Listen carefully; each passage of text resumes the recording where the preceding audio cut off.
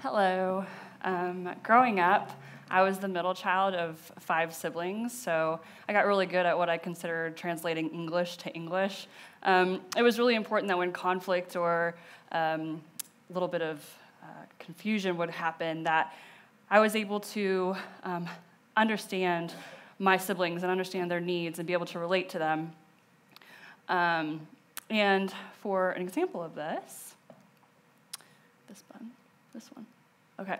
So, for example, my little brother, he's a little ornery kid, and sometimes, for some reason, his behavior, he likes to throw snakes.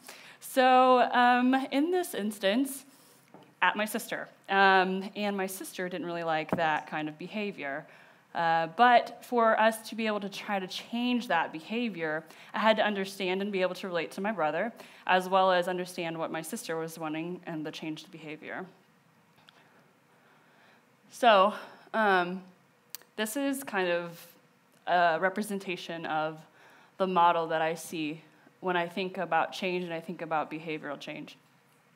You have the changee, which is, as my brother would be, the person whose behavior you're hoping to change or desiring to make different. The middleman, which would have been me in the middle, and specialist, and in this case, my little sister being a specialist in like proper behavior of not throwing snakes. So for the changee, there are certain things about the changee that you need to know as somebody who is hoping to implement change. This is the person that you want to implement change on, but what's important to know is how to relate to them. If you come at a situation we've talked about today where if you don't match somebody's cultural background or somebody's education levels, you can't relate to them, it's very hard to inspire them to make a difference or make a change. And so when you have your changee, the person who's the middleman has to be somebody who can relate to them. And then since with my brother, I was actually related to them, so that was a little easier. We had the same rules, we lived in the same house, same background. Next, and talk about the specialists. So specialists can be seen in multiple realms, whether it's in technology, education, nursing, whatever specific set of skills they have, they're at a very, very high level for this. An example would be like a software engineer. For the specialist, it's very important that we're not trying to make the changee into a specialist. What we're trying to do is help the changee acquire some of the skills to a proficient level of what the specialist has. There you go. And this is a quote from a TED Talk, When Ideas Have Sex, and it says, "What is relevant to a society is how well people are communicating their ideas and how well they are cooperating, not how clever the individuals are." And so this goes back to the specialist. The specialist is someone who people might perceive as being a very clever, very intelligent person. But if we just run around with a whole bunch of specialists that can't relate to one another, and we don't have mechanisms in place where they can actually change and implement the ideas and the innovation that they have to the populations that they want to target, we're not going to get anywhere. So the middleman. Like I said, this middleman must be familiar to the changee, but must also have sufficient skill set of the specialist.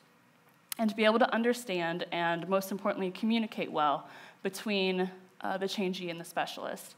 You have to be able to understand the language of both. So for my brother, this would be me describing to him, one does not simply throw a garden snake.